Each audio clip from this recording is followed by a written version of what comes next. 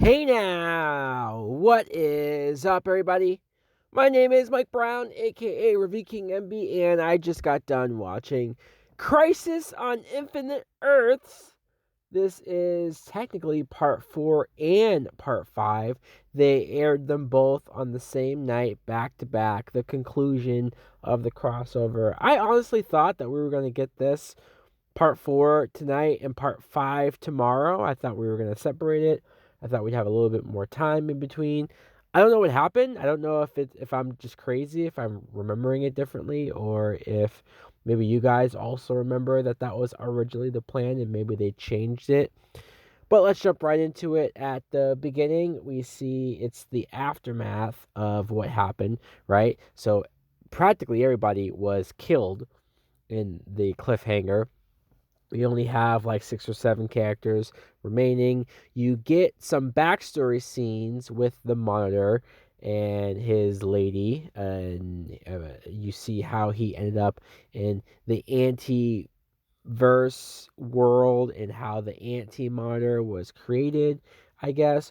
This scene was fine. It gave a little bit more context and explanation for the anti-Monitor. I still don't think it's enough explanation. I'm still pretty vague on this whole anti-Monitor stuff and how he was created and what exactly goes into his motivations. But I think this scene was very needed. In fact, we probably should have got it in part 1.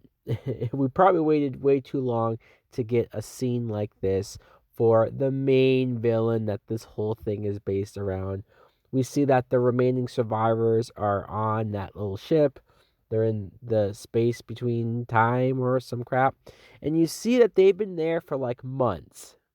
At least that's what they say. They've been there for months. You even see the Kevin Tran character from Supernatural. He's obviously a different character. But yeah, you see that he has a full grown beard.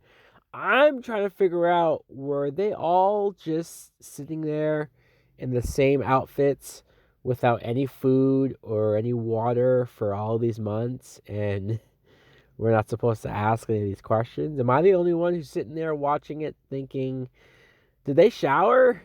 Did they eat anything? Did any of that happen? Or I'm just supposed to shut up and not ask questions and turn my brain completely off, because why not? You see that Barry Allen's been trying to access the Speed Force, but it hasn't really worked. And Oliver Queen shows up. He has become the Spectre. Now, I don't know exactly how to feel about this. This is very interesting. Sure, they could have just kept him as the Green Arrow and then have him just be a part of the group all the way through these parts, and then by the end of everything he dies again. And there's even a moment where Diggle says that, well, oh yeah, Oliver died twice and I wasn't there for either moment. So I guess you don't really need to have him become the Spectre and then just die later on. I guess it was interesting, kind of bizarre, and kind of weird to see. Just, let's be honest, this is just Oliver Queen. This is a man. This is a person who was trained, became Green Arrow. He was sort of the Batman of our universe, especially being all these other superpowered heroes, and he's the only one who's just going off of skill and intellect. It's bizarre to see him become something else, to become some supernatural like character. The Spectre was always somebody that I found fascinating, found interesting. I still think they could do something with that character, but not in this form, because Oliver Queen became the Spectre.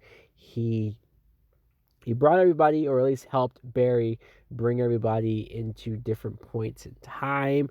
That's where we saw this weird alien pink forest that Supergirl and Lex were at. And I don't know, that just looked really bizarre. You had one of the characters even mention the fact that, why does this alien planet look so human-y or earthy? I guess there's no explanation. It does. Because we're cheap. If we put a pink filter over it, maybe it will look more alien. And you have a subplot where Lex tries to turn on everyone. He tries to take over. He says he wants to take over the universe, but it's like, dude, There is no universe to take over. This is all very dumb. And I guess it doesn't matter ultimately. Barry Allen is now traveling through different points in time to try to regroup all the characters, and this is where we get the scene where I had no idea that this was going to happen. I don't know if anyone else got spoiled on this. I don't know how it didn't get more out there and spoiled if that information was leaked. But we saw Ezra Miller's Flash from the Justice League, from the DCEU. Barry Allen, Grant Gustin, meets Ezra Miller, and they're both in their Flash costumes. They're both just interacting and talking about how they look. Even Ezra Miller saying, "Is this a cosplay show? Your outfit looks comfortable." And just, I mean, look, I'm not somebody who was the biggest fan of what they were doing in the DCEU. I think by the time we got to Justice League, it was a mess, just a hot mess. And I wasn't even the biggest fan of Ezra Miller's Flash, but to see this, to see two different Flashes, and I don't just mean like we've been doing with John Wesley Shipp, which as much as I respect his Flash, I didn't grow up on his Flash. And you could have had Grant Gustin playing two different versions of Flash, and we've been there, done that. To have an actual actor from the movies, from the DCEU, show up on here. I mean, hey, maybe it's not Ben Affleck. Hey, maybe it's not Gal Gadot. Hey, maybe it's not even Henry Cavill, but this is pretty big. This is pretty impressive. I was shocked. I was pleasantly surprised. I think this is the coolest thing that this crossover has done. Maybe next to bringing back Tom Welling and having Brendan Routh in the Superman costume. This is pretty cool because this is a current thing going on. We're still trying to get an Ezra Miller Flash movie going. Hell, we don't even know for sure that it's definitely going to happen, but either way, seeing it here, being able to do this one crossover scene, it's something that fans have talked about and wanted. I've seen fans talk about it. I thought it was a pipe dream. I'm like, guys, it's never going to happen. Maybe Kevin Smith and his connections helped make it happen. I don't know, but it was pretty cool.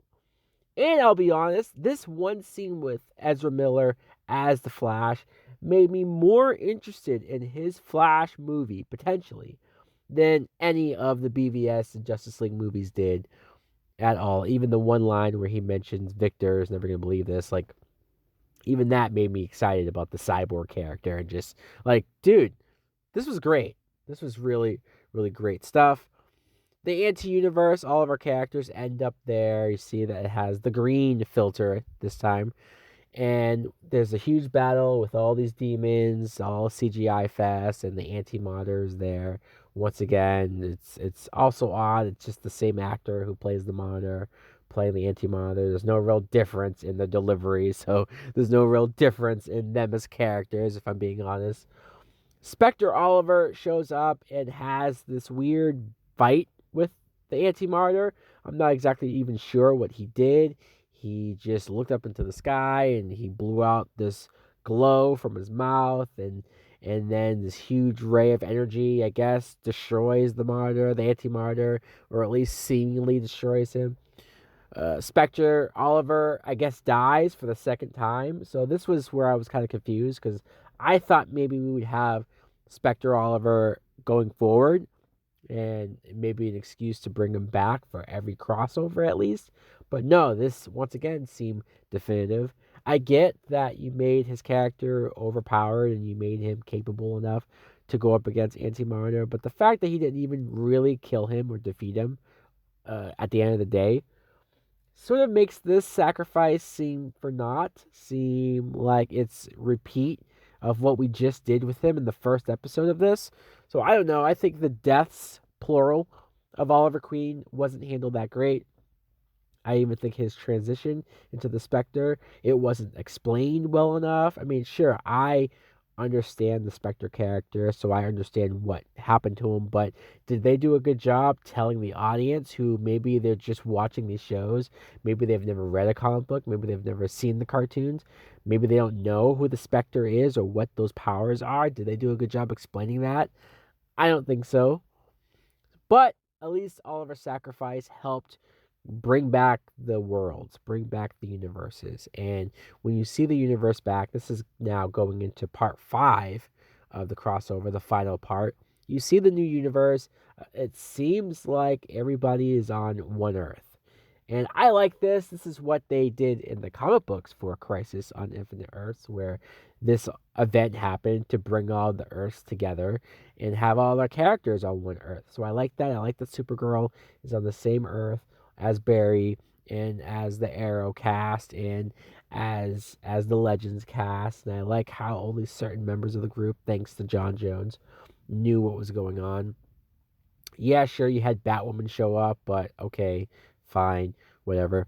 Lex Luthor, I guess, is now good. He was being honored and he was being praised by everybody. So that could be something interesting that leads into the rest of the Supergirl series. They also mentioned that Lena is defending Supergirl to the president and whatnot. So I don't know if that means her turning evil will be dropped or will go in a different direction.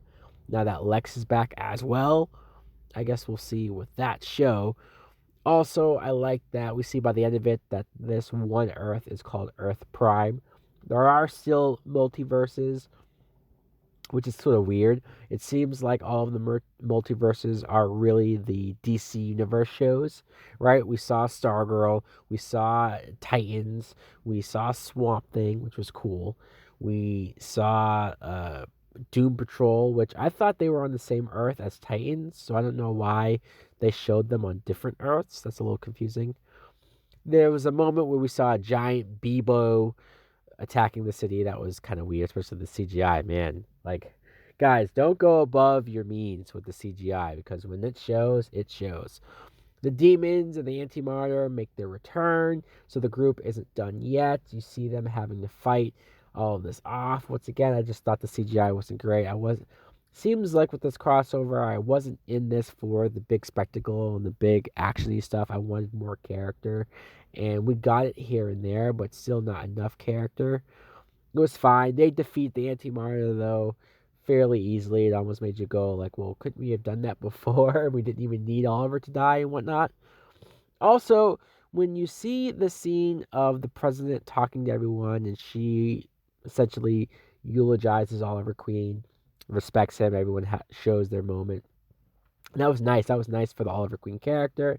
I feel like that moment when they were in the warehouse and they were all saying their goodbyes to his costume, I think that's probably the best send off for Oliver Queen that I've seen them do.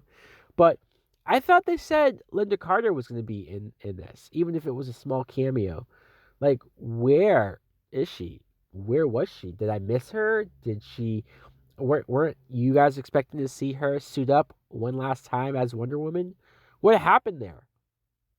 Also, since all the other Earths were destroyed, did the Batman 89 Earth come back? Is that now on Earth Prime?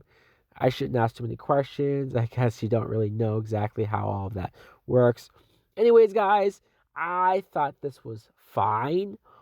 Fine at best. I do think it should have been better. I do think it should have been more epic. I do think that you can't really deliver on what this title was supposed to promise. I think it had its moments. I think it had some decent stuff here and there. I think seeing Brandon Routh as Superman, I think seeing Tom Welling back, at least for that one moment. I think seeing Oliver Queen become the Spectre. I think seeing Ezra Miller as the Flash. There were a lot of great moments. Ultimately, though, it's been messy. It's been all over the place. It's been uneven. It's been confusing. The story was not fleshed out or explained well at all. Let me know in the comments below now that it's concluded. What did you think of this Crisis? Did you like it? Did you love it? Did you hate it? Are you done with this? Are you not even watching these shows anymore? Were you just curious about hearing my review? Like, comment, subscribe. Later. Oh yeah. Today I feel Super Bowl. Feel it in your mind and you lose control. Feel it in your breast and you super soul. I don't say it a lot, but I know